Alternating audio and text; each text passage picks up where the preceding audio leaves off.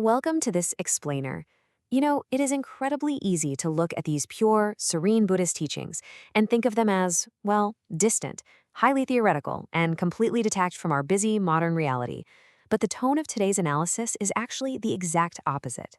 We're going to take the 37 Factors of Enlightenment, which is a massive foundational teaching from the ancient texts, and we're going to transform it into a grounded, highly practical guide for your daily cultivation.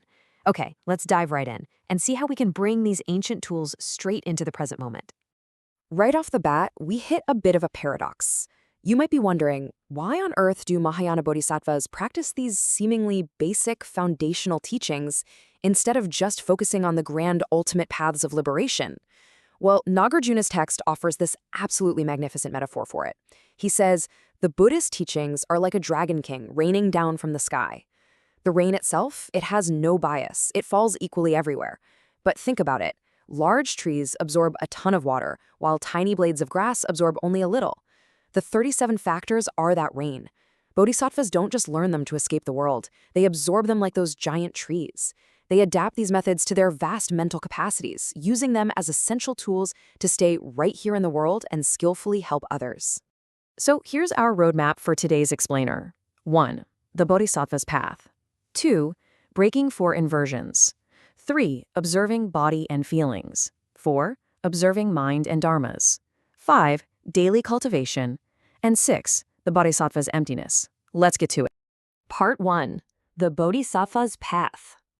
There is a beautiful, totally pragmatic concept introduced right away here.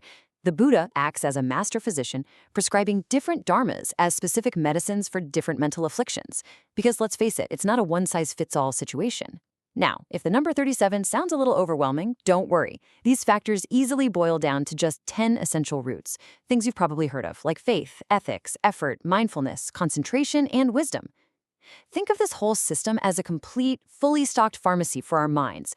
Whatever your specific mental ailment or blockage is, the ingredients for the cure are neatly categorized right here in these 10 fundamental roots. Moving on to Part 2, Breaking Four Inversions. Okay, let's look at the core diagnosis. Why do we suffer so much in our daily lives? Why are we always anxious, stressed, and unfulfilled? According to the text, it's due to what are called the four inversions. Basically, as ordinary people, our perspective is entirely upside down. We mistakenly view what is impure as pure. We literally view our ongoing suffering as joy. We look at this ever-changing, impermanent world and think it's permanent, and we treat what lacks a core self as having a solid, permanent self. It's no wonder we're stressed. The exact antidote to this mental chaos is the 4 foundations of mindfulness, which is a highly targeted treatment plan to flip our perspective right side up and break down these painful delusions. Which brings us perfectly to Part 3. Observing body and feelings. Let's look at this actual treatment plan in practice. These are the first 2 concrete steps of our daily meditation.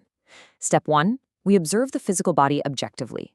Recognizing its biological realities and its inevitable decay naturally strips away our ego and our vanity.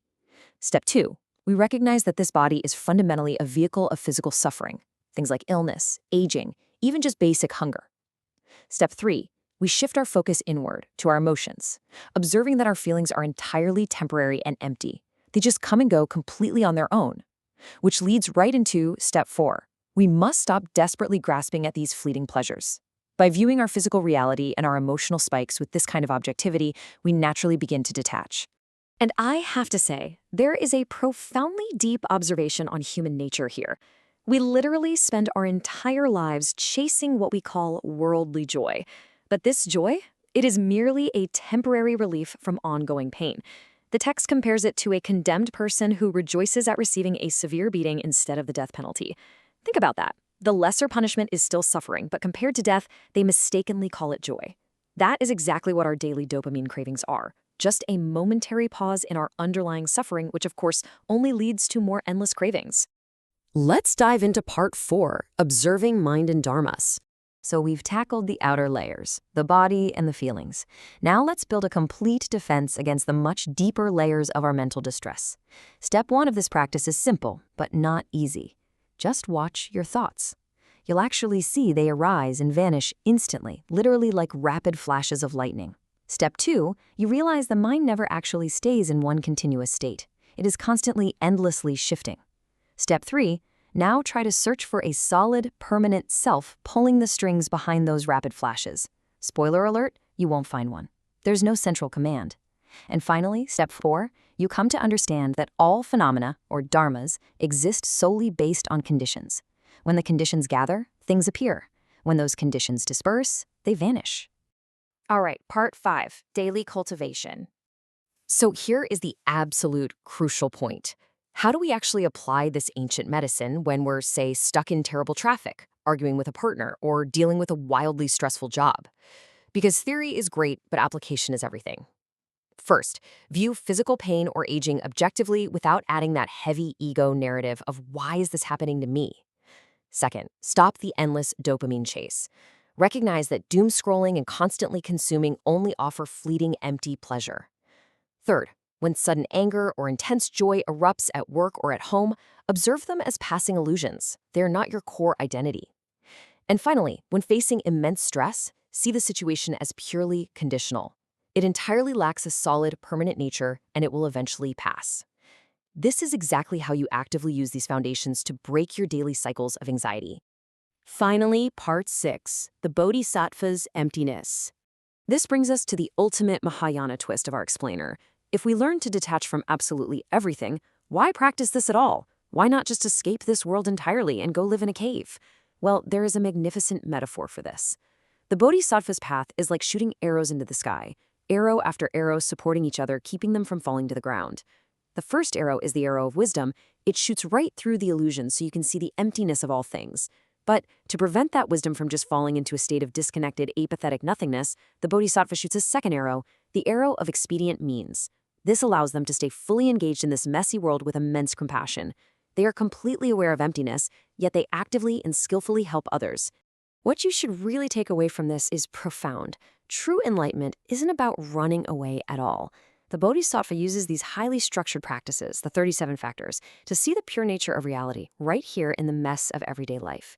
They realize that the world itself, when seen without all our delusions, is nirvana. They don't loathe the world, nor do they seek some selfish escape. They are deeply anchored right where they are, utilizing this incredibly detailed structure to transform their perspective completely.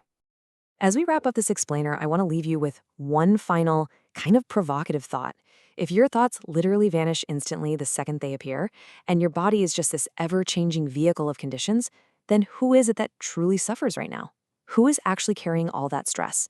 I invite you to take that question into your daily life and begin your own mindful investigation today. Thanks so much for joining us, and keep learning.